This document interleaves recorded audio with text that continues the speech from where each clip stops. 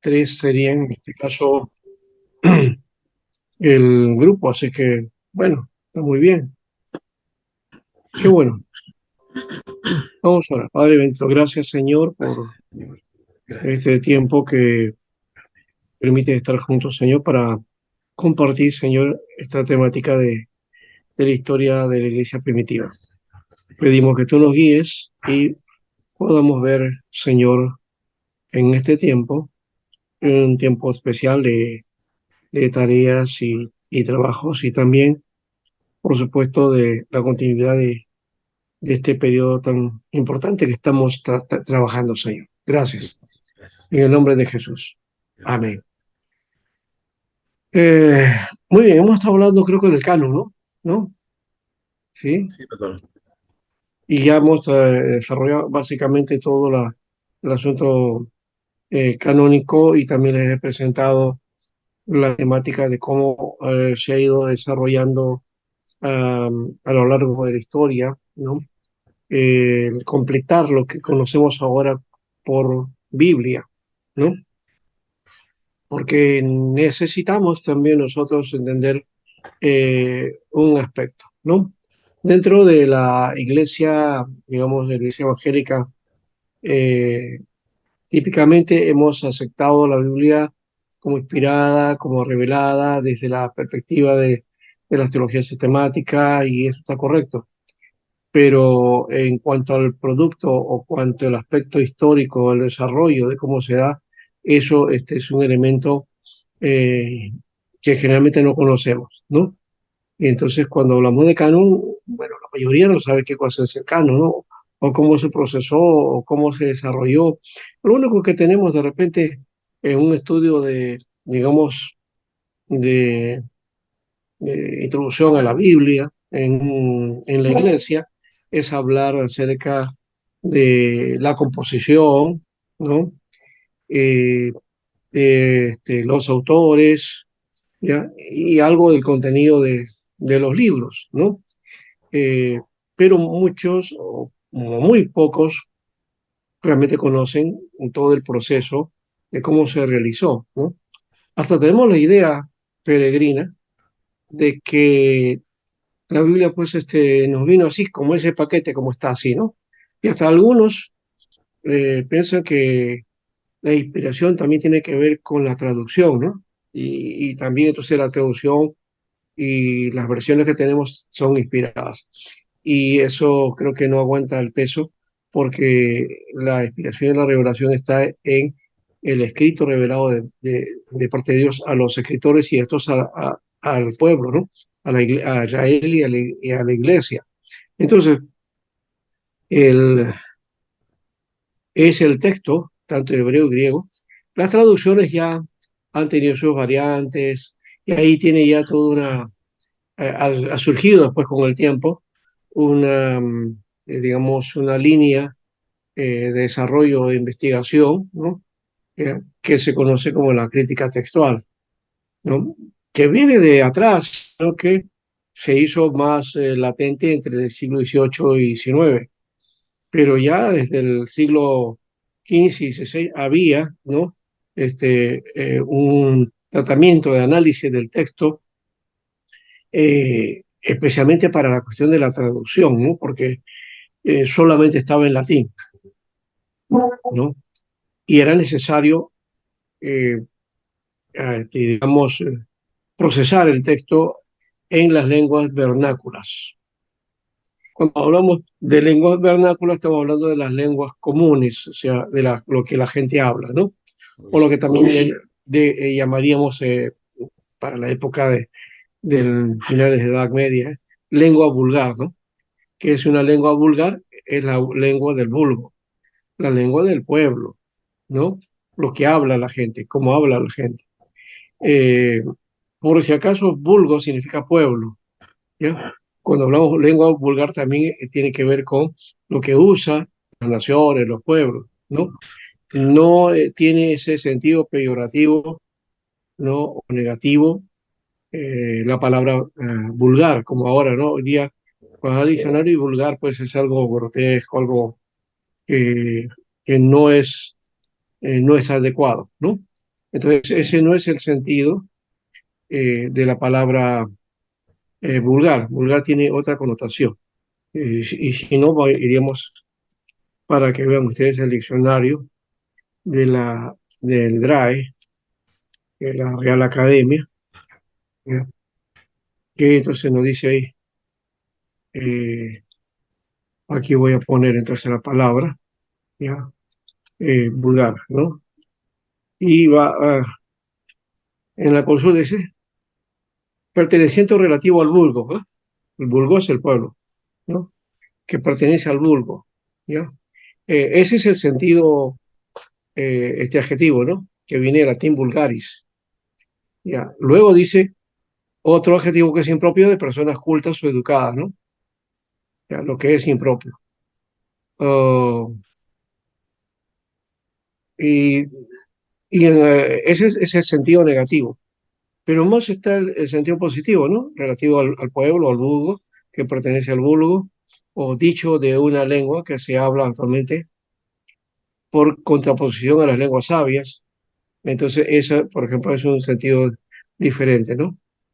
¿No? O sea que una palabra vulgar, ¿no? Diferente a las palabras de una lengua, por lo menos que sea culta o educada, ¿no? Ese es el sentido que sea. O sea, tiene dos formas, es un adjetivo de paso, eh, dos connotaciones negativas, ¿ya? Y dos connotaciones desde su origen, ¿no? ¿No? Dos connotaciones buenas, ¿no? Que está ligado al pueblo, ¿no? O la lengua que habla la gente, ¿no? Esa es la idea del asunto. Ah. Entonces, desde ahí vamos ya diferenciando este aspecto.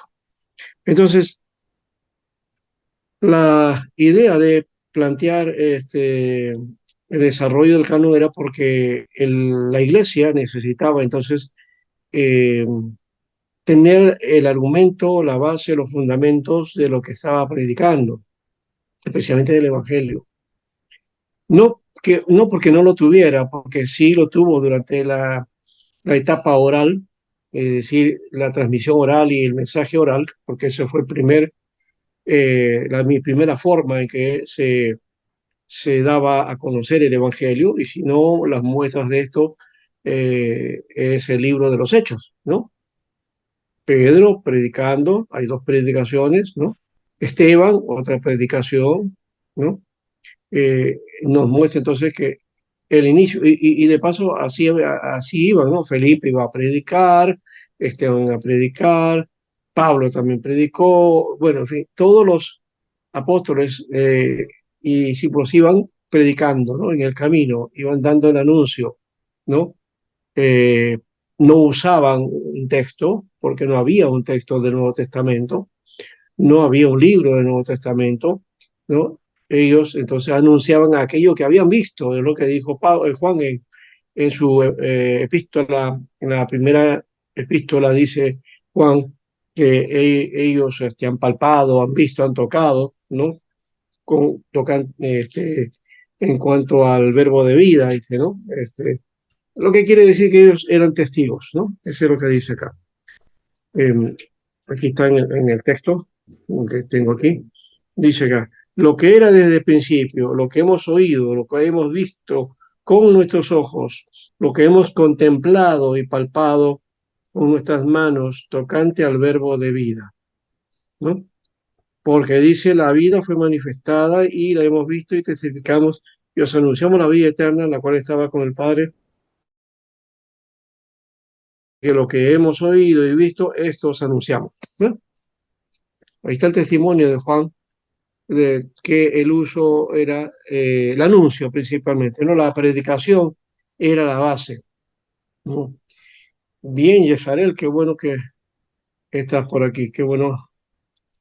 Am, Pastor, buenas noches. Las disculpas respectivas, cruce de trabajo y problemas de salud, pero ya me estaré poniendo al día, por favor, si me lo permite. Gracias. y claro que sí, ya tenemos tiempo, ¿no? Porque sí, ya estábamos viendo que las faltas. se estaban haciendo un poquito. En todo caso, ya, ahora sí, seguimos. Entonces hemos hablado del canon, o sea, de cómo se formó el Nuevo Testamento, ¿no? Cómo se desarrolla y cómo luego se reconoce como escritura sagrada, ¿no? Para nosotros, porque el judío de hoy no reconoce el Nuevo Testamento, o sea, ellos lo que llaman Biblia, o que los que nosotros le llamamos Biblia judía o Biblia hebrea, es el Antiguo Testamento nada más, ¿no? Ellos no tienen Nuevo Testamento, ¿ya? Un judío no reconoce el Nuevo Testamento como texto sagrado, ¿no? No es su texto para ellos, ¿no? Es simplemente un texto sagrado para los cristianos, para los que, digamos, profesamos la fe en Jesucristo, ahí sí. Y de repente si hay algún judío convertido, puede ser, ¿no? Bueno, Ser ya se aburrió ha dejado su cámara fuera, no sé si es por la cuestión eh, de la carga, ¿no? Y Esarel, a ver si nos podemos, entonces, de ahí vamos. Ya que están aquí, les voy a dar entonces algo que tengo preparado aquí, ¿no? Eh, Como una especie de resumen o algo así, vamos a tener que trabajar esto, ya, por medio de unos videos, ¿ya? Vamos a mirar eso. Hay unas cositas en el video, voy a presentar dos videos. Uno que es, digamos, no tiene audio, entonces yo voy a ir indicando algunos detalles, y en el otro, sí tiene un relato, ¿no? Hay un narrador, y comenta algo sobre la formación de la Iglesia Católica y todo eso. Entonces eso luego lo vamos a aclarar, ¿ya? Pero vayamos entonces a mirar, a ver cómo está, acá está. Ujú.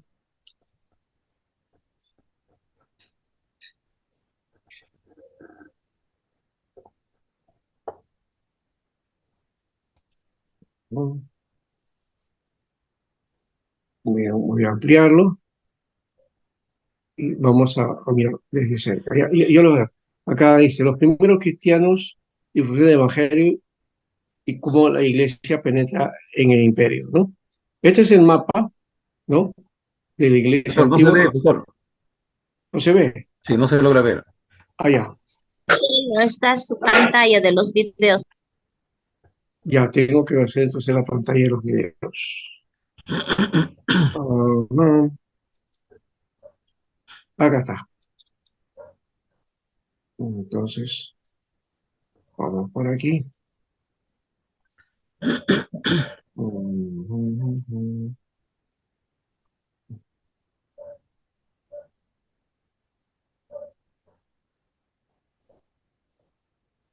Un momentito nada más para tener,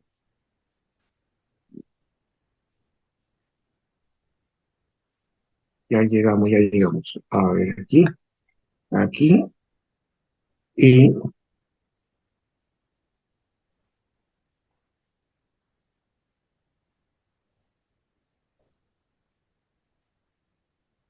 ya estoy en la parte de los videos. Solamente tengo que buscar entonces la parte esta, que los primeros cristianos, así se llama el video.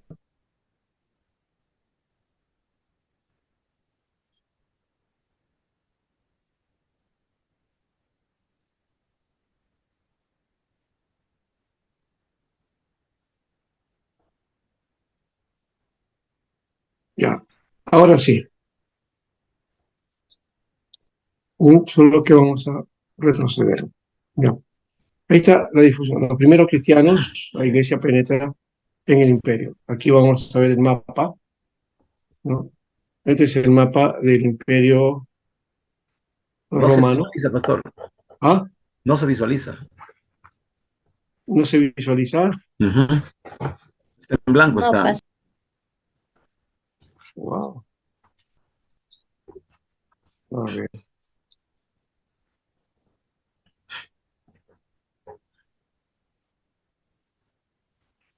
acá, no, ahí se ve. Le he puesto para compartir. Qué raro. Vamos a ver. Voy a hacer el intento de nuevo.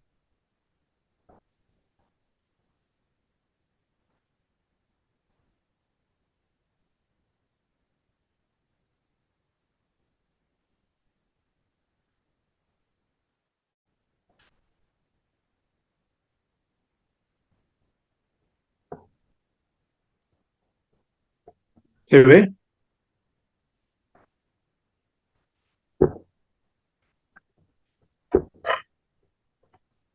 ¿Se ve, hermanos, o no se ve? No está en blanco la pantalla. O póngale play de repente, a ver, suéltale porque... Ah, ya. Ya, creo que ese es el detalle. Mm, es que lo quiero detener. Y entonces ahí creo que se va en blanco.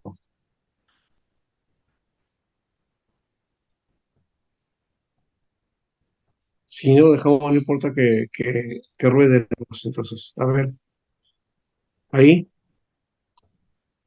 Ah, no. Acá me dice que se ve, no se ve en blanco, ¿cierto? Ujú.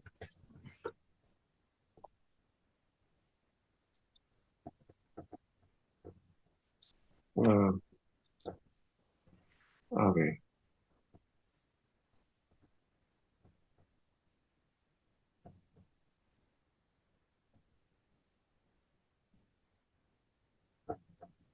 No sé si ahora entra. Porque había.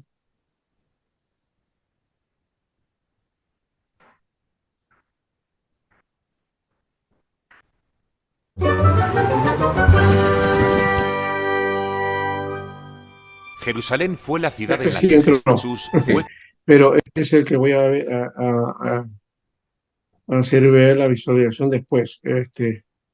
Y arreglé el asunto. Vamos a mirar primero esto.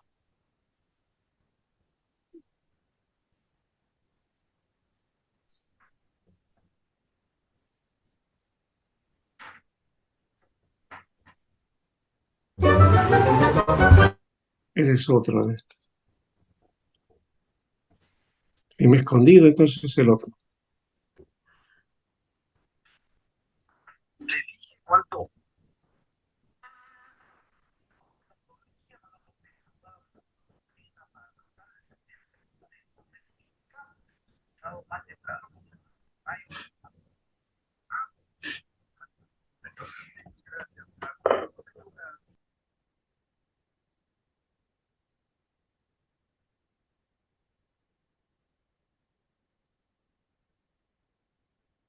Ujú.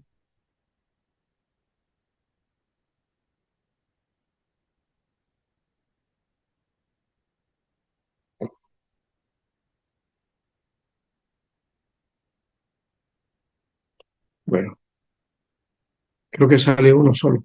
El que salga se lo voy a entregar entonces. ¿Yo? Mm,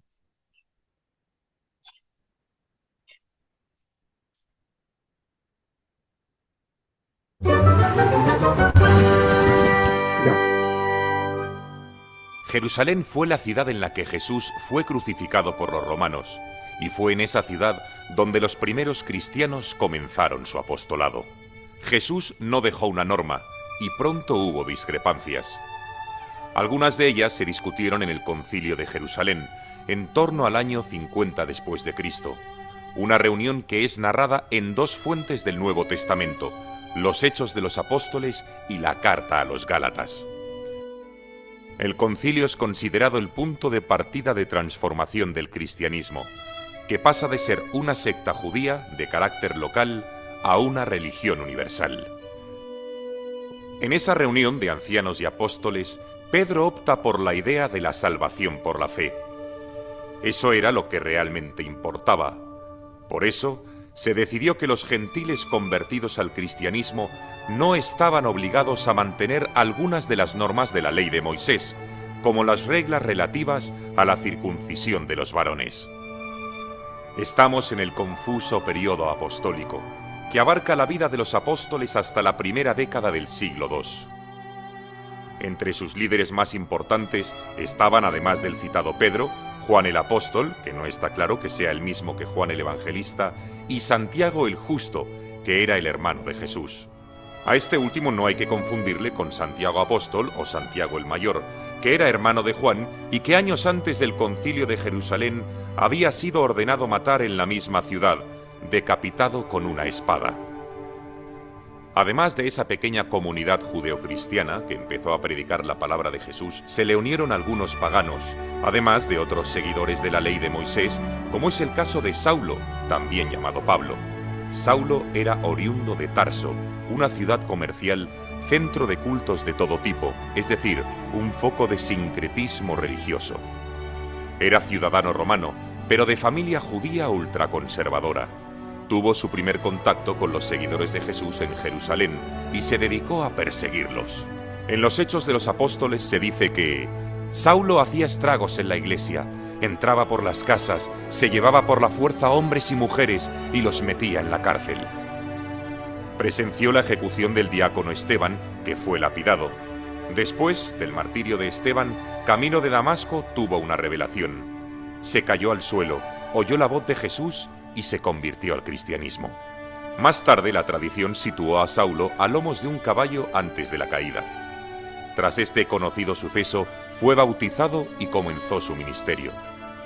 Se suele decir, aunque erróneamente, que a partir de este momento cambió el nombre de Saulo por Pablo, dando un nuevo rumbo a su vida. La fe del converso le llevó a emprender 3 grandes viajes con la misión de predicar el Evangelio. No pocas veces, Pablo ha sido acusado de inventar el cristianismo, y es verdad que le dio cuerpo y forma a la primitiva iglesia cristiana. Pero como explicó el historiador Paul Johnson, la verdad es que Pablo no inventó el cristianismo ni lo pervirtió, lo salvó de la extinción. Entre su primer y segundo viaje tuvo ocasión de acudir al Concilio de Jerusalén, donde coincidió con Pedro y otros apóstoles. Fue Pablo el que convenció a los demás sobre la inutilidad de imponer el rito de la circuncisión a los gentiles conversos.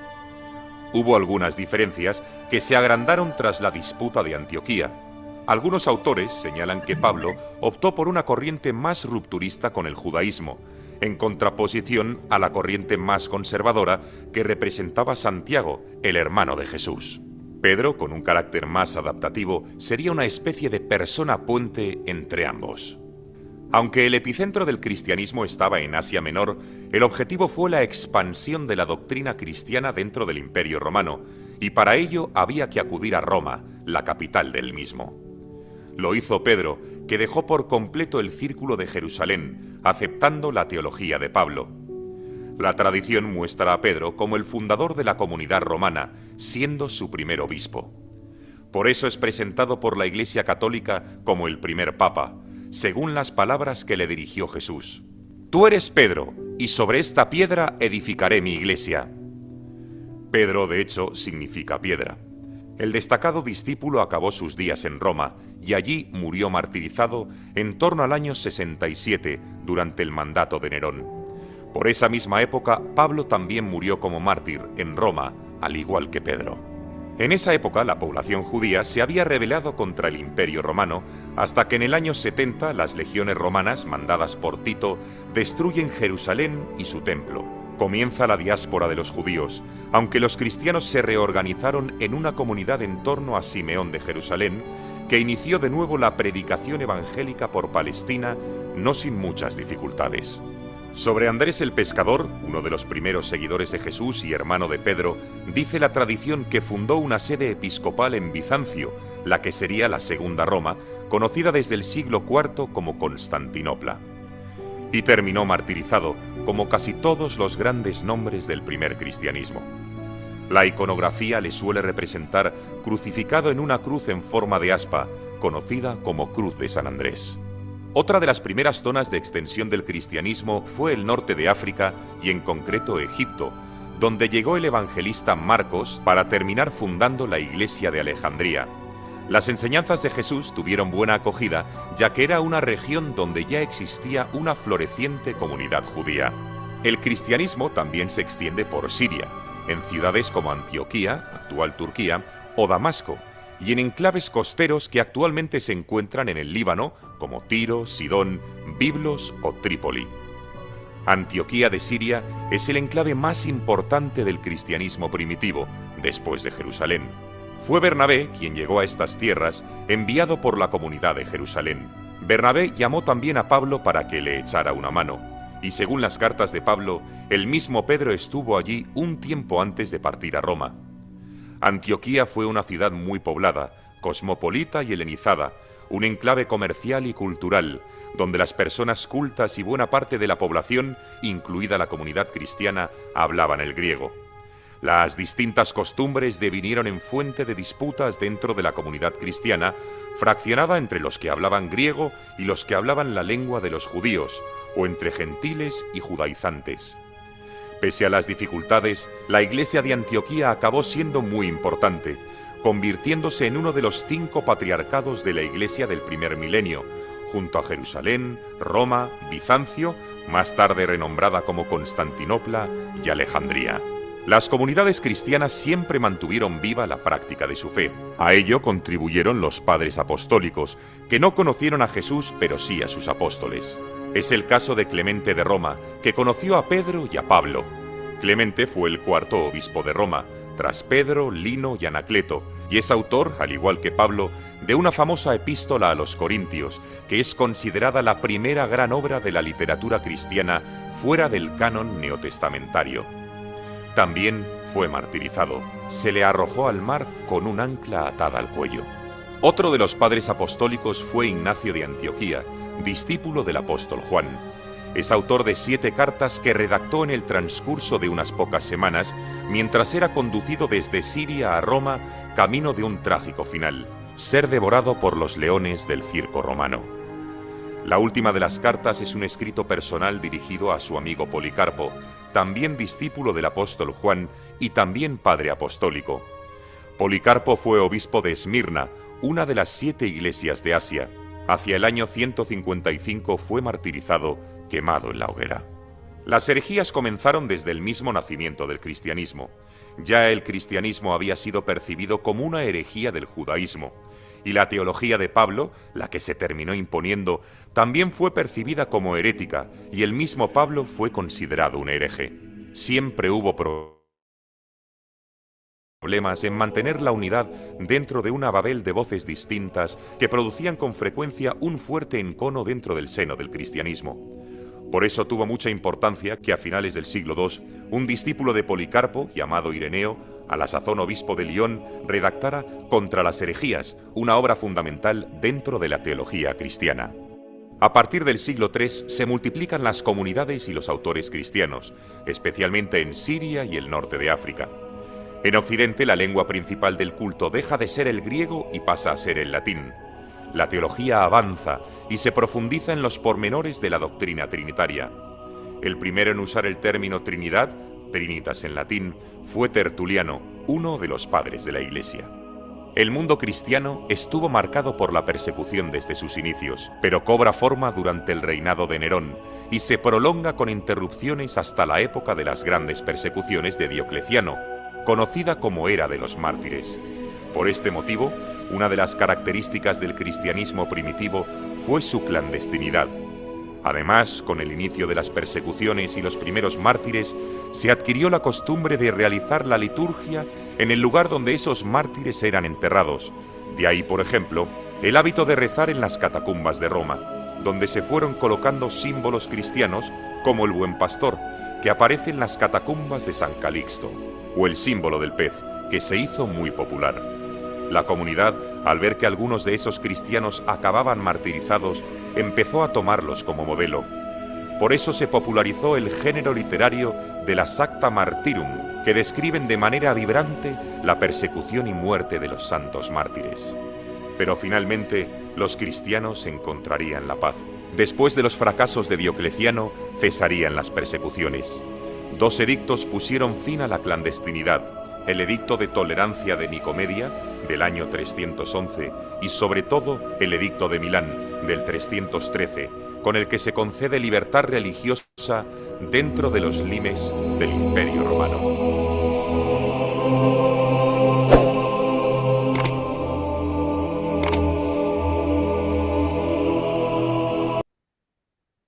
Muy bien. ¿Qué les ha parecido? A ver, comenten el video.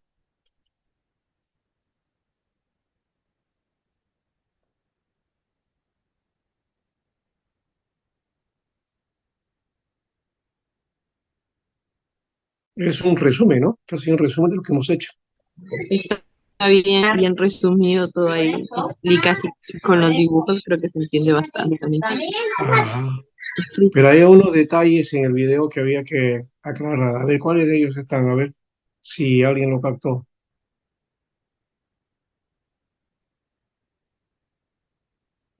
Bueno, Javier, su micrófono. Sí, pastor, los concilios, pastor, muy determinante para poder direccionar, ¿no? La fe del pueblo, Claro, de ese la fue el iglesia concilio de primitiva. Jerusalén. Sí, sí. Claro, en el año 50 se reúnen, ¿no? En el cual Sí, asiste Pablo, Pedro, es todo, invitado sí. Pablo con Pedro también, Sí. para poder deslindar, ¿no? Para Mm, poder pedir también que a los judíos cristianos no lo obligaran la circuncisión, el, y se termina también el no consumir, ¿no? Sangre y otras cosas más para no cargarle mucho más. claro. Luego ya Eso, ahí eso de se la va sangre tiene que avanzando. ver con los sacrificios, por si acaso. No es prohibición de sangre en sí mismo, sino de los sacrificios, ¿no? Este, se conoce como Concilio de Jerusalén. Concilio. Eh, Así se enseña y también este, ya es parte de la tradición, que de paso es lo que ha planteado, ¿no? Muchas de las cosas que plantea él es dentro de la tradición. Ha hecho énfasis en eso. Otra cosa, que en el texto bíblico, en Hechos, no aparece la palabra concilio, ¿no? Es una asamblea, una reunión, ¿no?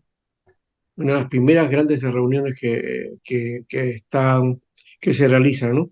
Y no dice el texto, se realizó el concilio, no dice eso, ¿no? Hechos, capítulo 15, ujú, y vamos a mirar el texto, se van a dar cuenta de que ese es un detalle que de repente se nos pasa, ¿no? Ujú, ujú, Claro, la palabra concilio no aparece en el, ¿cómo se llama? ujú. Sino que se pone un encabezado ahí para indicarnos en algunas Biblias como concilio Claro, de Jerusalén. ujú. Dice entonces que se dispuso que subiesen Pablo y Bernabé a Jerusalén, ¿no? Y fueron caminados por la iglesia, pasaron Fenicia, Samaria, dice, y ya. Y llegados a Jerusalén, fueron recibidos por la iglesia, y los apóstoles y los ancianos refirieron todas las cosas que Dios había hecho con ellos, y se reunieron los apóstoles y ancianos para conocer este asunto, ¿no? O Ujú. sea, habla de una reunión, ¿no? Nada más. La palabra concilio básicamente es netamente concilio serían los concilios que empiezan a partir del siglo IV, ¿no?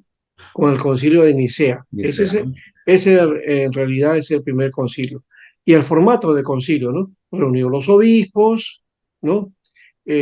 Para tratar aspectos, en este caso doctrinales, ¿no?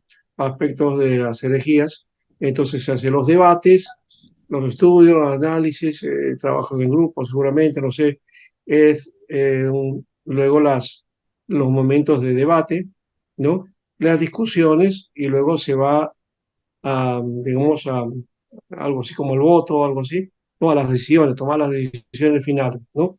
Entonces, es todo un proceso este asunto se dan las partes en este caso, como con Nicea, ¿no? Se presentó ahí Arrio y también está el, el obispo que se va en contra de esto, no me acuerdo ahorita el nombre de él, este, se me va ahorita el nombre, pero bueno, lo cierto es que que están ahí y comparten juntos, ¿no? Cada uno, bueno, no comparten juntos, sino cada uno da su postura, su propuesta, y los demás comienzan a tener entonces su criterio, sus aspectos, ¿no? Aquí está lo del concilio, vamos a mirar acá. Es Atanasio, Alejandro, No, no es Alejandros, Atanasio, Alejandro es. sí, Alejandro, ¿no? Ya, que es el que plantea el asunto, ¿no? Entonces hay debates, hay defensa, hay acusación, este, ya, después de Alejandro fue Atanasio, ¿no? Ambos estuvieron ahí, pero fue Alejandro primero, sí. Entonces, de esa manera es un concilio. En cambio, en la reunión en Jerusalén no se dio así. Claro, estaban reunidos, dice, y nosotros, dice, con el Espíritu Santo hemos decidido, ¿no? Sí, ¿Ya? sí, pastor, Hubo una decisión también, sí, pero en ahí Hechos. recurren al concepto de que el Espíritu Santo fue el que guió toda esa idea. No quiere decir que los concilios no haya guiado el Espíritu Santo, ¿no? Pero, de hecho, lo que está escrito en Jerusalén, ya nos dice ahí el resumen que realizaron ellos, ¿no? En cambio, lo otro es, este, los concilios aparecen pues en los documentos de los padres de la Iglesia, ¿no? Como parte de lo que va a ser más adelante la doctrina oficial de la Iglesia, que nace de los concilios, ¿no? No de Jerusalén, sino de los concilios, ¿no? Ahora, en Jerusalén lo que había, entonces era el asunto de no imponer carga a los gentiles, ¿no? Esa era la idea. ¿Qué más? ¿Qué más encontramos por ahí? Lo de Pedro, ¿no? Lo de Pedro. Y que pone ahí que la tradición dice que él fue el primer papa, ¿no? Según la Iglesia Católica, ¿no? Entonces, eso, por ejemplo, no lo reconocemos nosotros. Y según la tradición, dice que Pedro estuvo en Roma y que formó la Iglesia de Roma, y que fue el obispo de Roma. Y no hay datos exactamente de que Pedro haya estado ahí, o en todo caso, si ha estado, no de forma permanente, ¿no? Y la tradición también dice que él murió ahí, ¿no? ¿No? Entonces, ese es otro aspecto de la época de Nerón, ¿no? Pedro y Pablo son los que mueren, pues, por causa de la persecución de Nerón, ¿no?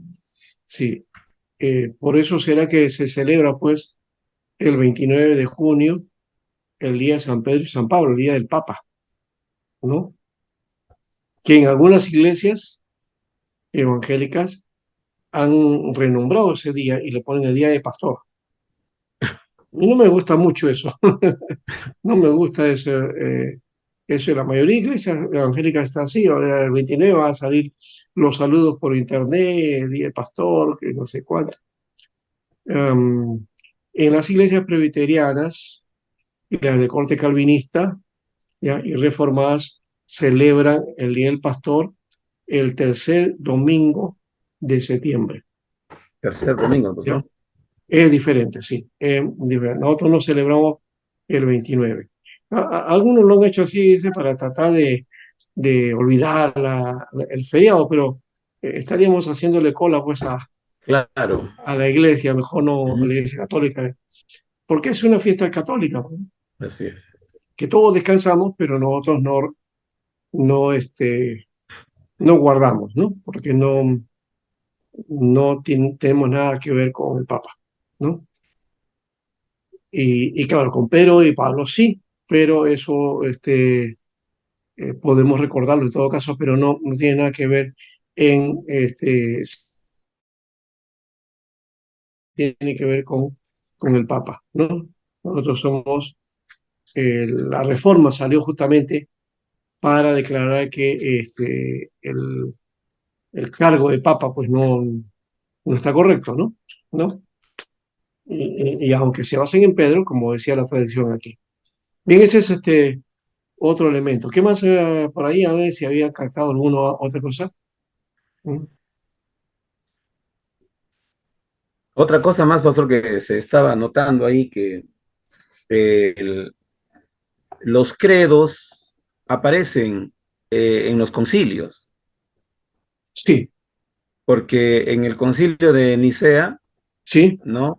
Aparece en este credo. Pero mi sí. pregunta es, entonces, el credo apostólico, ¿en qué concilio se da o cómo se origina? Ahí ya, en cuanto a ese credo, no se No hay conoce, fecha. no, tampoco se sabe quiénes son los autores, ¿no?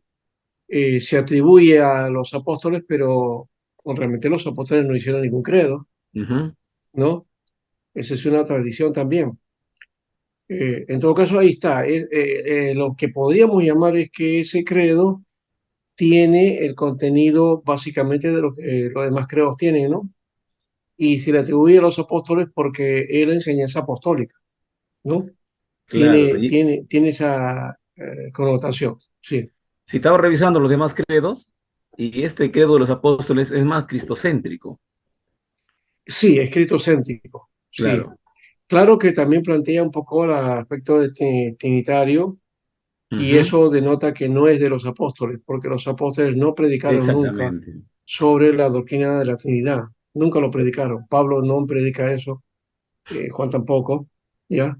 Esa es una doctrina que sale posteriormente, ¿no? En base a este aspecto del arrianismo.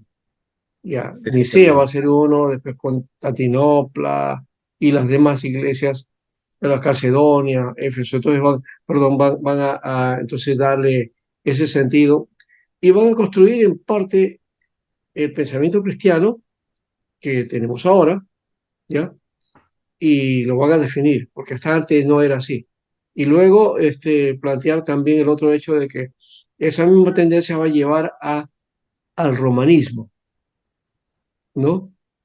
Entonces, más adelante, por eso los primeros 7 u 8 concilios ya estamos ahí en cuenta, pero después los concilios siguientes ya son básicamente de Roma. Sí, es en la etapa oscura, ¿no? Claro, y eso va a darle el carácter católico de la iglesia, mejor dicho, no católico, porque es el carácter de la iglesia de Roma, ¿no? De Roma. Que es la que hoy día eh, tiene su doctrina, sus formas, ¿no? ¿No? Que es diferente a la reforma, ¿no? A la iglesia reformada. Sí. Y en ese detalle, hermano, después no sé si hay otra cosa más, pero lo que sí a mí me causó risa aún es que aparece en un dibujito 2 personas peleándose, ¿no? Y uno de ellos le dice Jairete o Jérete, que sería la película, ¿no? Y, y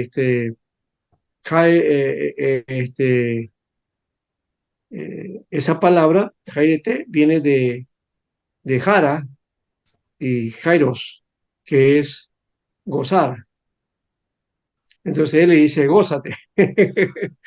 No se están peleando, le dice gózate, algo así, ¿no? En griego. Bueno, ahí no, ese es el que estaba tratando de plantear. Quise poner este otro, eh, pero no apareció, no sé por qué, no apareció, entonces ya no lo puse. Es los primeros cristianos antes de Constantino. Pero este creo que ha dado en el punto, ¿no? Eran 2 videos que iba a poner, pero este ha redondeado todo. Entonces me parece que con eso queda completo, ¿no? Bien, ahora seguimos entonces nuestra tarea.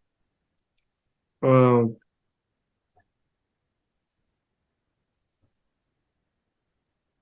estamos,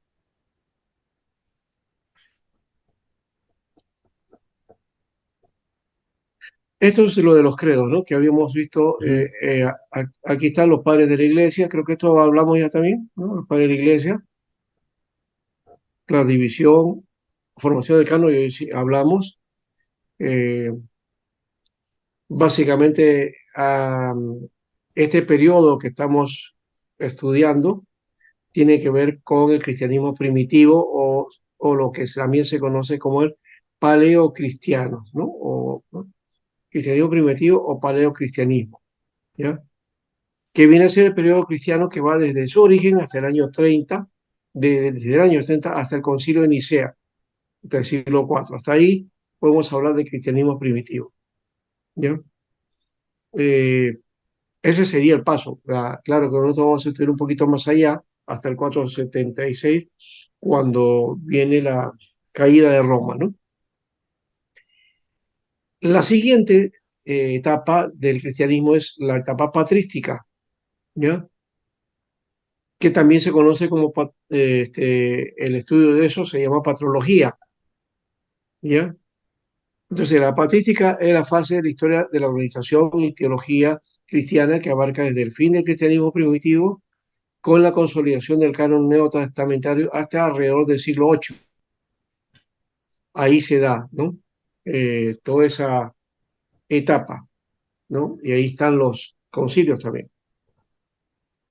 El estudio de eso se conoce como patrología, que es parte de la historia de la teología cristiana que estudia el periodo comprendido entre los inicios del cristianismo y el siglo VII en Occidente y el siglo VIII en Oriente.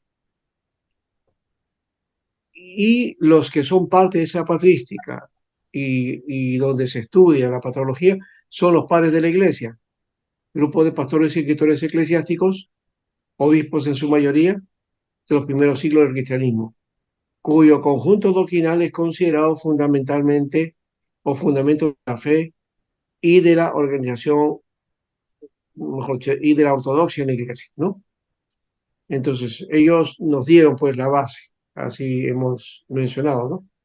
El comienzo de todo, estos escritores, por eso que es importante los documentos que ellos tienen, como el Pastor de Hermas, la Epístola de Corintio que mencionó de Clemente de Roma, ¿no? También de,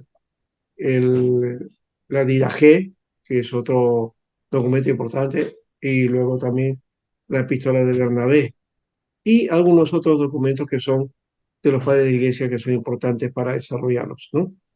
Incluyendo inclusive los escritos de Agustín, que viene a ser también otro de los padres de la iglesia, pero que ya viene él es del siglo IV, V más o menos, ¿no?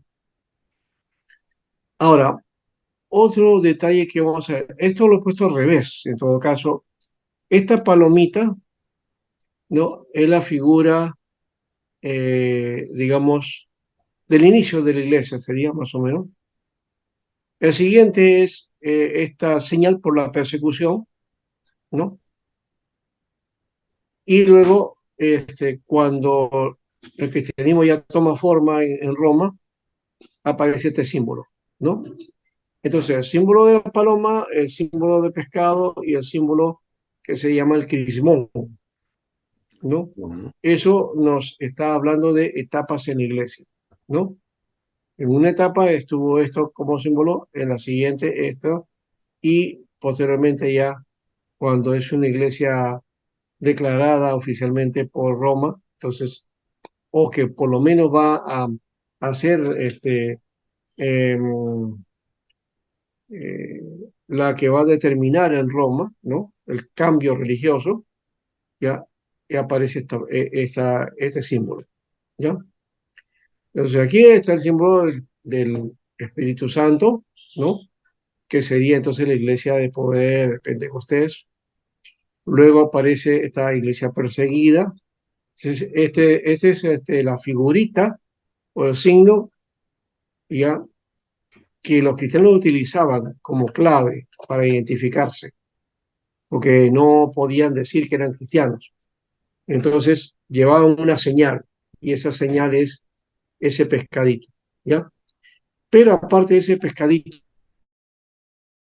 de las palabras que conforman la palabra pez, ¿no? Que sería más o menos así como esto. Y voy a mejor escribirlo en griego para que ustedes lo puedan ver así. ¿Ya? ¿Ya?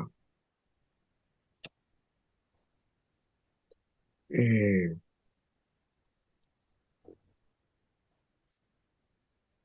A ver.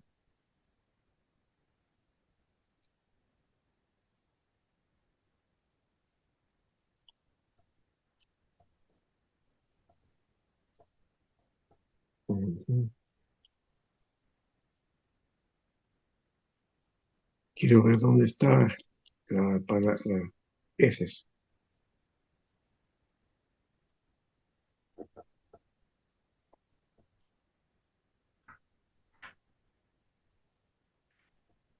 Ya, aquí está mejor. Pues lo voy a poner con ese nomás. Ya. Y aquí, ah,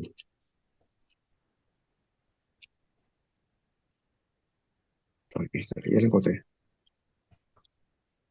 Mm,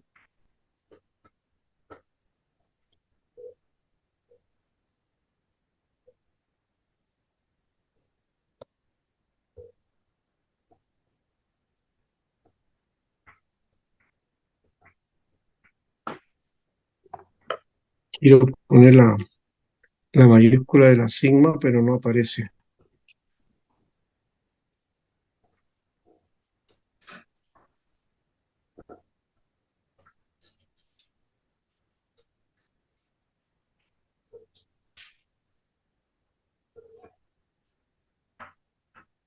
Se me borra.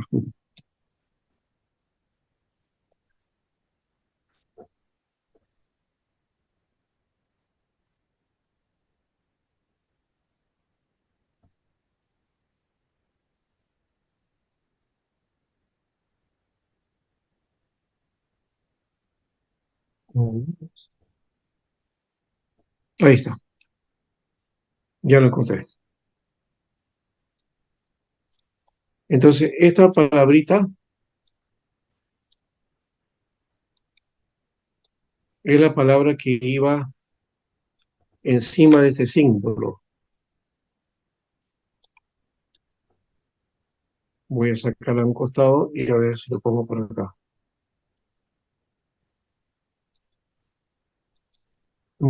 Aquí no. Quiero ponerlo aparte. Ahí está. Ya está.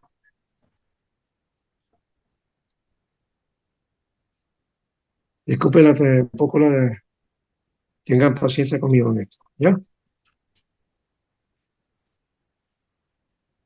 Entonces, este símbolo, esas palabras, esas letras son las que indicaban como si fuera la señal, el santo y seña, ¿no? De todo cristiano. ¿Ya? Entonces lo llevaban a mano en algún lugar como seña o en una tablecita, ¿no? Una tablita, ¿no? Y entonces se mostraban eso y ya era la identificación de ser cristiano, ¿no? Entonces pasaban a las reuniones, ¿no? Esa palabra significa ictis, en griego es ictis o ictus. Algunos dicen ixoye, pero no es ixoye, por si acaso, ¿no? Esas son palabras en griego, entonces no puede decir ixoye en castellano, ¿no? ¿No? Porque vemos así, parece eso, ¿no? Y X o y parece una E, ¿no? Entonces yo digo, ixoye, pero eso no es ixoye, es ictis o ictus, ¿ya? ¿Y qué significa eso? Ictus significa pescado, pescado, ¿ya? De ahí que el estudio que tiene que ver con el estudio de los peces, de los pescados, se llama ictiología, Ah, ya. ictiología, ¿no? ¿Y por qué, pastor, ese símbolo? A qué se debe? ¿Por qué la Allá tradición? vamos. Muy buena pregunta, ahí vamos.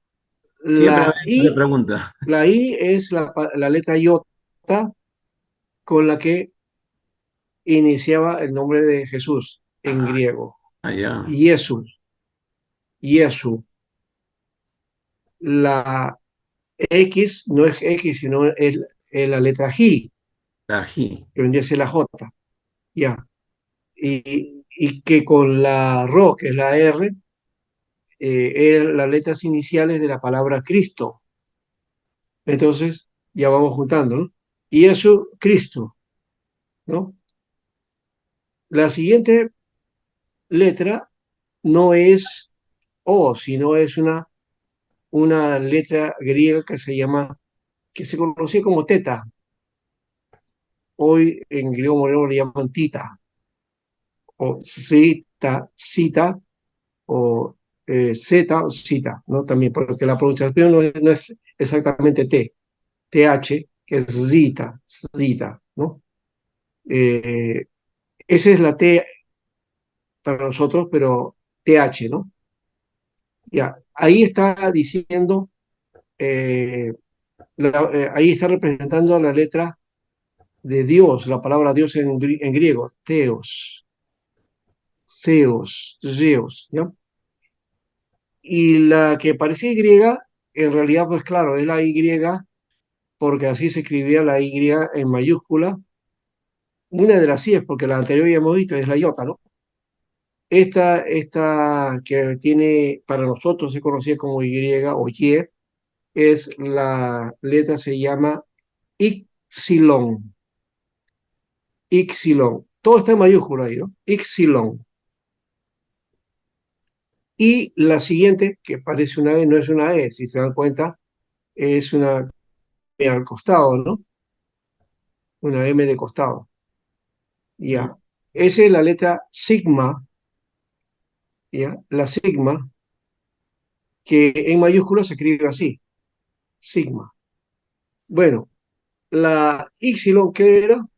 La Ixilon tiene que ver con este, la palabra eh, hijo, bios, ios, ¿ya? Bios era en griego, ¿no? Bios. Ahora, entonces ya podemos pronunciar algo. Es un acróstico en realidad, ¿no? ¿Ya? Jesucristo, Hijo de Dios. Mm. Hasta ahí dice Jesucristo, Hijo de Dios, ¿no? Y eso, Cristo, Theoi, Ius. Y la otra, la sigma, esa sigma mayúscula, es soteros, ¿no? Entonces significa, en griego es Jesucristo, Teo Ius, sotero. En castellano sería Jesucristo, el Hijo de Dios, es el Salvador. Ese es el significado de esa palabra, ¿ya? También significa pescado, ¿ya? O sea, a la vista es un pescado, ¿no? Pero dentro está la codificación, ¿no? El acróstico ahí, ¿no? Jesucristo, el Hijo de Dios, es el Salvador, ¿ya? Bonito eso, ¿no?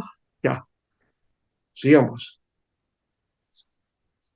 Dentro de los padres de la iglesia, entonces está aquí eh, tres categorías, básicamente, ¿no? Tres categorías básicas con relación al concilio de Nicea del año 325. Entonces aparecen primero los padres apostólicos, ¿no? Los que en el video mencionaron, ¿no? ¿Quién eran los padres apostólicos? Fueron los discípulos de los apóstoles, ¿no? O sea, los que quedaron en reemplazo de los apóstoles cuando ellos ya murieron, ¿no? De esa etapa, entonces aparecen luego los padres, esto ya de la época nicena, está los padres antenicenos, o sea, anteriores a Nicea, y los padres postnicenos, que son posteriores a Nicea, ¿no? Ese es en referencia a Nicea, ¿no? Ahora, también hay otra clasificación, que es la más, creo que más obvia, es padres apostólicos, siglo I al II, padres apologistas, que serían esos antenicenos, siglo II al III, y luego la edad de oro de los padres, siglo IV al VIII, ¿no? Que sería más o menos la etapa de los padres postnicenos, ¿no? Y dentro de esa etapa también está ya lo que figura posteriormente ya cuando aparece el siglo IV, más o menos por ahí, aunque algunos podían ser más cercanos, pero se divide en dos, la edad de oro de los padres de la iglesia. Los padres orientales o también padres griegos, porque escribían en griego, y los padres occidentales o latinos, porque ellos escribían en latín.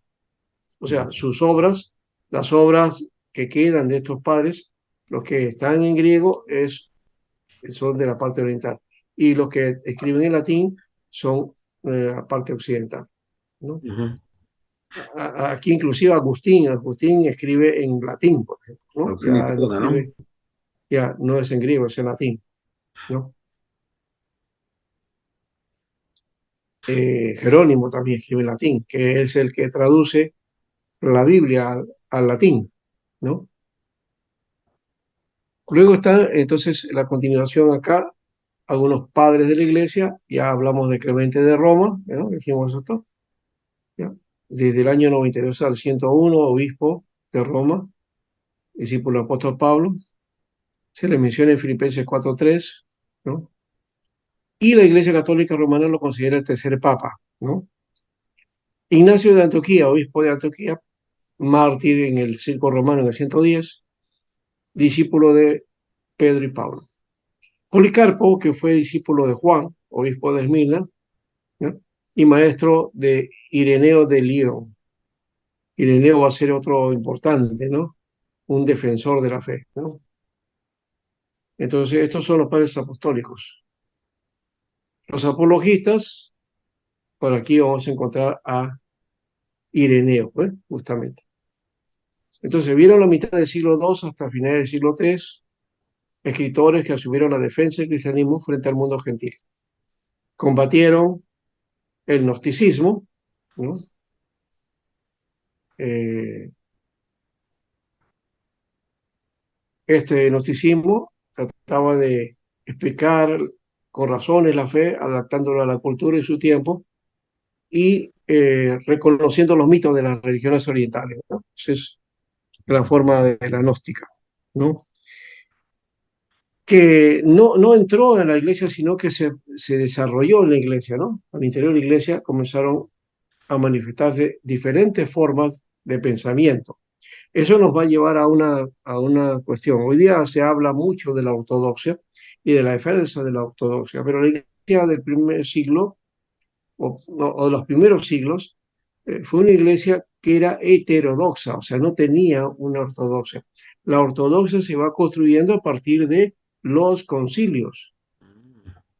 Los concilios es el que le van a desarrollar. O sea que la base doctrinal, la base de la ortodoxia nuestra está en los concilios, ¿no? Esa es la fuente, ¿ya? ¿Y por qué deja de ser heterodoxa entonces?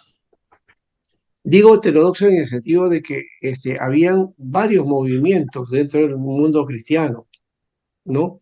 Estaban los judaizantes, por ejemplo, Ah, ¿no? claro. Que Pablo tuvo que combatir mucho con ellos. Ujú. También habían tendencias gnósticas, ¿no? Inclusive se hablaba de la mística cristiana, ¿no? Y de esta gnóstica cristiana, ¿no? Como ese gnosticismo fue rechazado por la iglesia, por los concilios, entonces el, este movimiento se salió, pero ha permanecido de alguna manera, ¿no? Se conoce como gnosticismo cristiano, ¿no? Hay gnosticismo, sí, también hay prácticas gnósticas todavía hasta ahora que llevan nuestros días, pero también hay un movimiento que se llama movimiento gnóstico cristiano, ¿no? Y para más referencias, si quieren ustedes, ese movimiento gnóstico cristiano del Perú, o sea, el movimiento gnóstico cristiano del Perú existe, está en Lince está, Sí. ¿no? En Lince está. Creo que si no me equivoco, la calle se llama Belisario Flores, me parece, que es una transversal de la calle Mariscal Miller, donde antes quedaba el seminario STEC Perú, ¿ya? Ah, ya, ya. El STEC Perú quedaba en la cuadra 15, seguíamos subiendo a la 16 iniciando la 17, justo está ahí la transversal, y junto a la notaría, al costado de la notaría, ahí está el movimiento gnóstico cristiano del Perú, ¿no? Inclusive, creo que sí, en parte no lo conocí, sino que saludé en una oportunidad al que estaba dirigiendo ese movimiento, ¿no? Y ya, señor Pastor se apellidaba, Ah, ya. ya, y él ya murió, ¿no? Pero no sé si hay algún seguidor o quién lo está dirigiendo hoy día, no lo sé, ¿no? No sé. Y tampoco sé si al final resiste o no, porque era un movimiento de gente, muy poca gente había, ¿no? No era mucha gente, sí. Ah, ya. ¿Ya? Pero sí recuerdo que lo entrevistó Hildebrand cuando estaba en la televisión, lo entrevistó a él, ¿no? Lo entrevistó. Bueno, otro movimiento que es el montanismo. Todo eso ya hemos dicho dentro de la iglesia. No es que de fuera se tocaba, no, sino dentro de la iglesia, ¿no? El montanismo, que se reconoció como herejía, ¿no? Ellos estaban esperando el fin del mundo, no el fin de las cosas, ¿ya? Y eran medio ascetas, querían que el cristianismo, los cristianos se alejaran completamente del mundo, o sea, eran separatistas, muy parecido a ciertas tendencias evangélicas, donde hay que separarnos completamente del mundo, inclusive hasta de la familia, ¿no? Porque dicen, no, ellos son paganos, ¿no? No, Mm. son idólatras, entonces no nos juntamos con ellos. Esa característica tenía el montanismo, ¿ya? El mundo entonces considerado como también de muchos evangélicos, se mostraba muy riguroso frente a los que habían pecado, ¿no? Vivían en Entonces, comunidades ellos, ¿ah? vivían en comunidades, se En apartaban. comunidades, sí, comunidad, no en comodidad, sino en No, no, comunidad. no, Sí, sí, sí, así como ya, los Amish que sí, en sí, Estados Unidos ajá, un tiempo se retiraban de sí, la población. sí. Claro, eso es lo que en el mundo evangélico no nos ha faltado. Si vivimos, sí, pero estamos apartados, ¿no?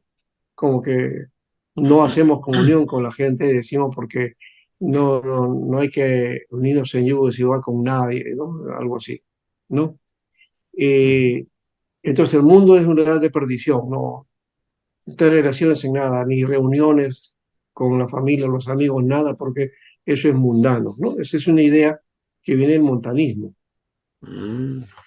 Se mostraba muy riguroso frente a los que habían pecado, ¿no? Que los pecadores, entonces también se apartaban, ¿no? Ah, tú eres pecador, no me junto contigo, ¿no? ¿No? Pagano, idólatra, ¿no? Estás perdido, ¿ya? Y quienes no se adherían a sus ideas eran considerados como extraños a la iglesia, ¿no? Entonces, si rechazabas sus ideas, entonces eres un pagano, no eres de la iglesia, ¿no? Esa es la idea que tenían los montanistas. También practicaba mucho las profecías y los sueños, ¿no? Por eso que algunos mencionan que los montanistas o el montanismo vendría a ser una versión del pentecostalismo de aquella época, ¿no? Porque practicaban dones, milagros, sanidades, y ese aspecto de profecías y sueños, ¿no? Y revelaciones. Muy bien. Estos padres apologistas que fueron básicamente contra estos movimientos y también está el ebionismo, por si acaso, el ebionismo que era ebio de la palabra ebión, que es pobre, ¿ya? El ebionismo era la idea de los judíos, ¿no? Era un movimiento de origen judío, convertidos, ¿no? Creyentes, cristianos, que apelaban a una vida digamos, muy estricta, ¿no? Y desprendiéndose de las cosas materiales, ¿no? Entonces hacían voto de pobreza, más o menos de la idea. Ellos estaban haciendo eso, ¿sí? Esos eran los bionitas, con con B, no con V, sino con B, ebionitas, ¿no? Si hoy día hay que hablar ahora en las letras de nuestro alfabeto, ya no se llama B labial, se llama B. B. Y la B que le llamamos B chica, ya no existe, o sea, con ese nombre, se llama V, V. ¿ya?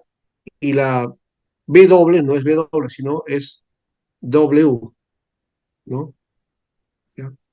Entonces, V y el otro es W, ¿no? Ya. Los padres, seguimos acá, está Ireneo de Lyon, está el que defensor de la ortodoxia y del evangelio, o sea, estamos hablando de que en base, ya comienza a trabajarse la palabra ortodoxia en base a las luchas contra los herejes. Entonces Ireneo escribe un libro que se llama Contra los herejes, denuncia y refutación de la falsa gnosis. Ahí pone ese énfasis con los gnósticos. Y en su libro de Epidixis habla de la predicación apostólica, ¿no?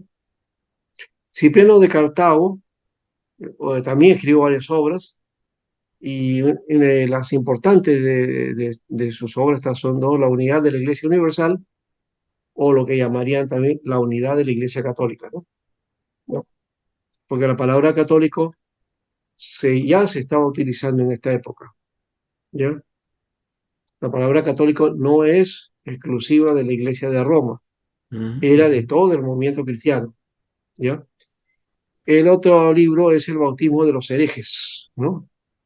Entonces ahí habla con respecto a las herejías. Tertuliano también, de Cartago, otro hombre de Cartago, padre de la iglesia y hereje.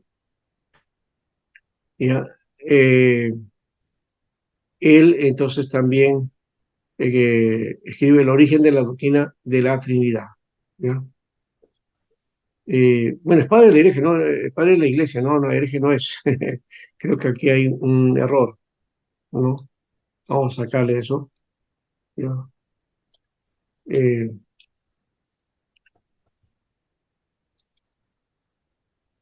entonces ya saben que Tertuliano es que describe la doctrina de la Trinidad, ¿no? Su libro se llama El origen de la doctrina de la Trinidad, ¿no? Entonces, básicamente podríamos decir que la Trinidad se origina en el pensamiento tertuliano, ¿no? Como doctrina. Clemente de Alejandría, fundador de la primera iglesia cristiana, ¿no? O, perdón, de la primera escuela cristiana. No de la primera escuela como colegio, no, no, sino como un tipo de escuela cristiana. Es decir, no instituto bíblico tampoco, no, sino el tipo de pensamiento cristiano, ¿no? Hubieron varios, ¿no? Uno es la escuela alegórica y la otra es la escuela literalista. Fueron los dos escuelas básicas de interpretación. Básicamente es eso, ¿no? Las escuelas de interpretación de la doctrina cristiana. Entonces, Clemente de Alejandría corresponde a la escuela alegórica, ¿no? A la alegoría. Escribió la obra Exhortación a los griegos, a los cuales se propone convencer para inducirlos a la verdadera religión, haciéndoles ver la estupidez de las creencias paganas. Y Orígenes dirigió la escuela fundada por Clemente, ¿no? Además de ser también pues un gran escritor, ¿no? Sí, también hay muchas obras de él, de Orígenes, que de paso se escribe acá con acento, Orígenes. Ya. Y la edad de los padres de la iglesia, aquí está del siglo IV al V, fin de la época de los padres apologistas, comienza un periodo de florecimiento que se inicia con el concilio de Nicea, ¿no? 325, y concluye en el concilio de Calcedonia, 451. Y la época del gigantesco esfuerzo por la completa evangelización del mundo antiguo. Aquí está entonces la época de los concilios ecuménicos. Esta básicamente es la relación de la edad de oro de los padres con los concilios. Primero es el concilio de Nicea, 325. Luego el concilio de Constantinopla, y el Concilio de Calcedonia. Siempre se pone primero, ¿sabe por qué? Porque también hubo un segundo concilio de Nicea y también hubo un segundo concilio de Constantinopla y creo que hay un tercero también, me parece. Se formulan los credos de Nicea, Atanasio y Calcedonia. Mire, los tres vienen a ser de esta época de los padres de la iglesia. Nicea, Atanasio y Calcedonia. No está el de los padres de la iglesia. Y ya hemos dicho que se dividen en dos grupos, ¿no? Padres orientales o griegos y padres occidentales o latinos, ¿no?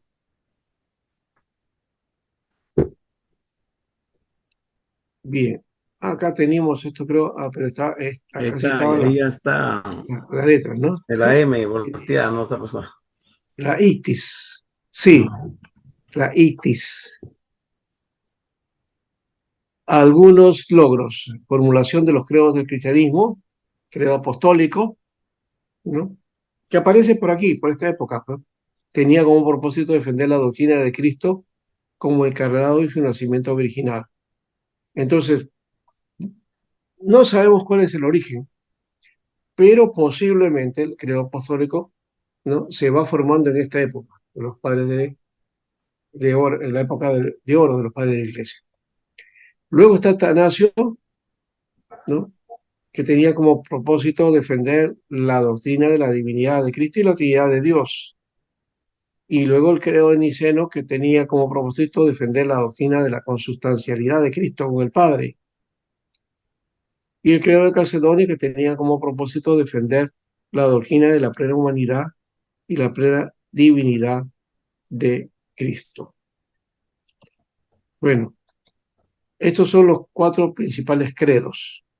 De estos cuatro principales credos, nosotros asumimos este, ¿no? El credo apostólico. ¿Ya? El credo de Atanasio de Nicea, creo que aquí los tengo. Ese de credo apostólico, o credo de los apóstoles, ¿no? Ese es el de Atanasio, que habla de la Trinidad, ¿no? Eh, ya. Y el credo es bastante largo este. Sí, Atanasio. Este es el de Nicea, Sí, ¿ya? Y el de Calcedonia, Macedonia. ¿ya? Que habla de la consustancialidad de Cristo, ¿no? Entonces, en la Iglesia Católica se hace lectura de este credo, ¿no? El credo de Nicea, ¿no? El credo de Atanasio, no, ¿no? Es bastante larga, Sí, ¿no? bastante. Y sí se hace el resto del credo de los apóstoles, ¿no? O sea, queda el credo de los apóstoles y el credo de Nicea. Esos son los dos que la Iglesia Católica, en todas las misas, ¿eh? Todas las misas aparece ese, este credo, ¿no? En la Iglesia Reformada eh, todavía sigue la tradición de leer el credo apostólico, pero el día domingo o en el culto central, ¿no? Ujú. Pero no todas las iglesias recitan el credo apostólico, ¿no? Sí, pero poco se Pocas, cultiva no sé, poco por eso. ejemplo, cómo sería en Huánuco, si se da o no, ¿no? Cada Santa Cena, le decía, nosotros hacemos la lectura del credo de los apóstoles, Ah, ya, en la Santa Cena, la ya, Santa Cena. pero no los domingos. No, esta clase suya nos ha ayudado para hablar con los presbíteros, para no caer mucho legalismo. Todo eso se puede dar. Es como lo que hacía Pastor Timoteo, por ejemplo, en los cultos principales del STEC, cuando había un culto especial, central, ¿no? De inicio o de final, ¿ya? Siempre el credo estaba ahí presente, Sí, ¿ya? Sí, como parte del culto. Bueno, no vamos a hablar mucho de eso. Creo que es muy, muy, digamos, ligado a nosotros esto del credo. Lo otro Pastor, de, una pregunta, pastor, sí, antes de sí, salir. sí. ¿Siempre es bueno acabar con la bendición apostólica o hacer una oración normal nomás? A su Bueno, criterio, ya eso es también parte, es una tradición, ¿no? Es una una tradición. tradición. Este, cuando no, se puede hacer una bendición y uno puede cambiar esa, no solamente, le llamamos bendición apostólica, pero es en realidad lo que aparece en la carta Según de de Corintios, al final. Corintios, segunda Corintios, que tiene que ver con el saludo final de Pedro, de Pablo, ¿no es cierto? Pablo, sí. De ahí aparece. Y entonces se ha sacado de ahí y como una forma también de despedida, ¿no? ¿No? No está mal, pero podemos hablar, por ejemplo, podemos hacer como el uso de algunas iglesias que aparece en Números 28, creo que es 28, ¿no? El que habla ahí de que Jehová te bendiga y te guarde, ¿no? Jehová este, resplandezca tu rostro y, ¿no? ¿No? Y algo así, ¿no? Ah, los salmos. Ya, eso, por ejemplo, se utiliza en muchas iglesias. O simplemente hay un saludo, ¿no? De bendición, ¿no? ¿No? ¿No? Entonces, esa es la bendición sacerdotal, si no me equivoco, el que aparece aquí, ya, que es número 6, no, no es, a ver si es número 6, no es 28, 28 es otra cosa. A ver, sí, capítulo 6, ¿ves? ¿De qué Jehová libro? te bendiga, 24, Jehová te bendiga y te guarde, Jehová haga resplandecer su rostro sobre ti y tenga de ti misericordia. Jehová alce sobre ti su rostro y ponga en ti paz, ¿no? Ese es el misión sacerdotal, número 6, 24 al 26. De salmo, ¿no? Sí, eso también se usa, Ya. eso también se usa. O si no, una oración final de bendición, Dios Señor, bendícenos, ¿no? Ya, y ya está, ¿no? Bien. Eso queda ya libre criterio, porque no tenemos Una digamos, un norma. formato bíblico, ¿no? Ujú. De cómo debe terminar un culto, ¿no?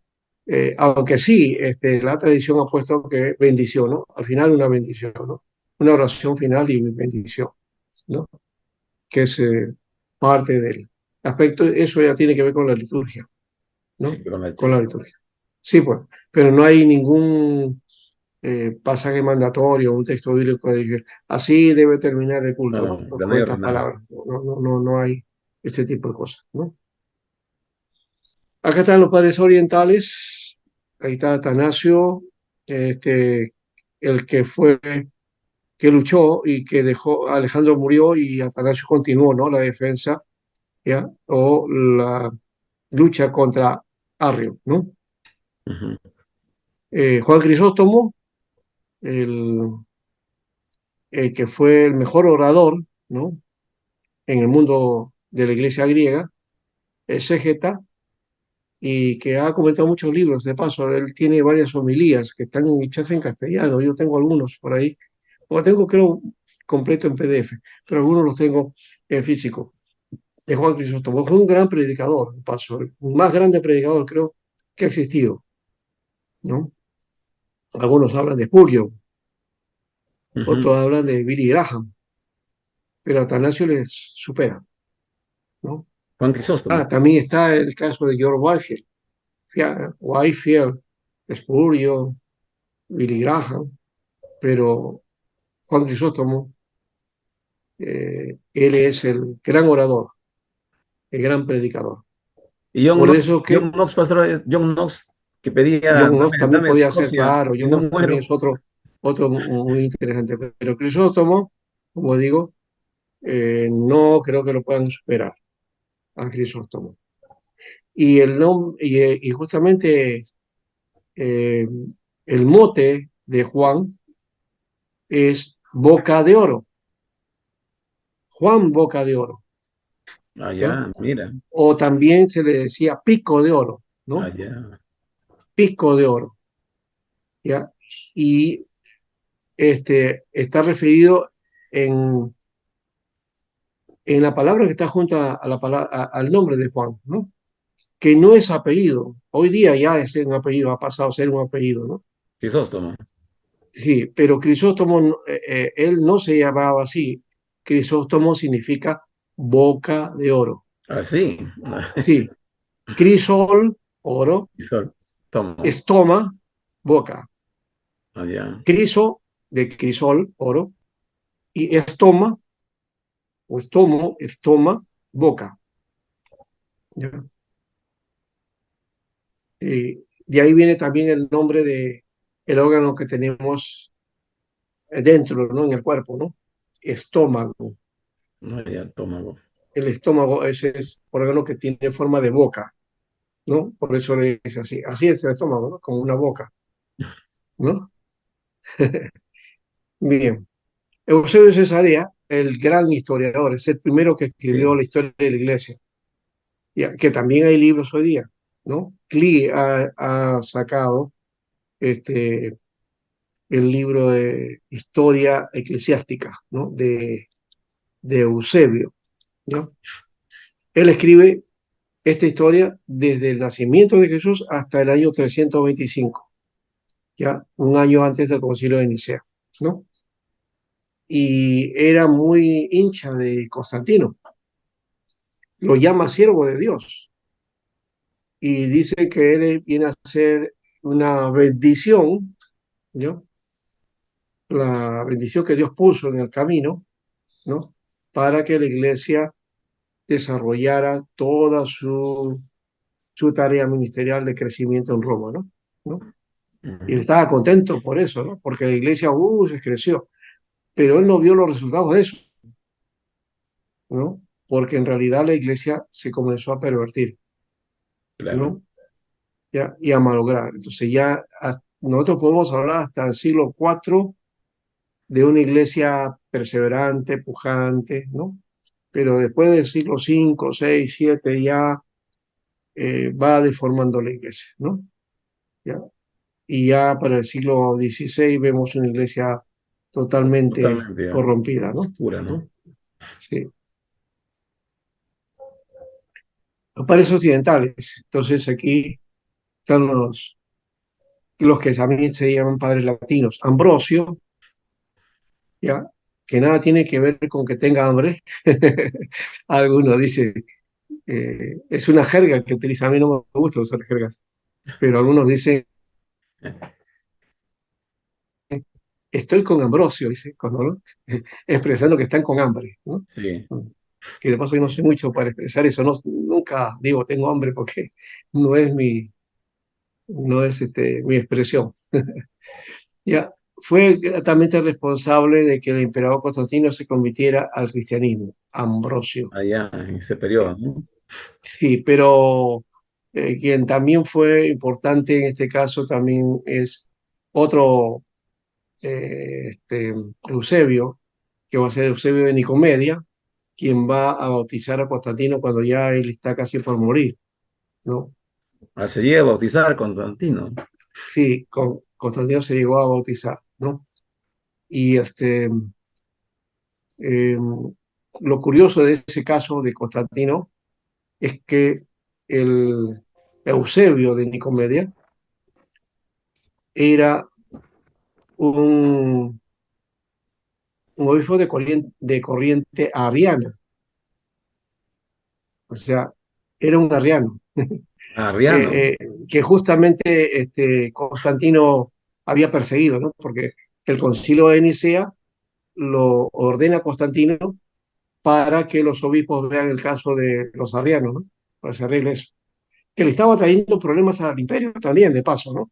Ah, ¿No? ya, claro, ¿no? Claro, entonces no le convenía eso a Constantino. Básicamente por eso lo hizo, ¿no? No por asunto doctrinal, porque no sabía nada de eso, ¿no? Sí, Jerónimo que, tradujo el Nuevo Testamento, ¿no? Del griego a la Vulgata latina, ese es el otro hombre importante aquí. Y Agustín de Hipona, que ya les mencioné, ¿no? Llamado también padre de la Iglesia romana, católico romano, ¿no? Por su gran obra en la doctrina de la Iglesia, ¿no? Agustín escribe justamente un libro que se llama La ciudad de Dios, pero dedicado a Roma, ¿no? O a la idea de una ciudad, la ciudad bendecida, eterna, ¿no? Pero de alguna manera está prefigurada en eso que estaban haciendo ahora con la conquista de Roma de los cristianos. Pero que al final uno podía preguntarse, ¿los cristianos conquistaron Roma o Roma conquistó a los cristianos? ¿No? Roma conquistó a los cristianos, ¿no? Sí, ahí creo que hay un dato que se da, ¿no? Bien, vamos a terminar esta parte. Entonces, luego vamos a tener que ver el año del 313 al 476, que es la otra parte, y ya en esta etapa segunda, que vamos a trabajar aquí. ¿Ya? Vamos al descanso. Ya, pues, gracias.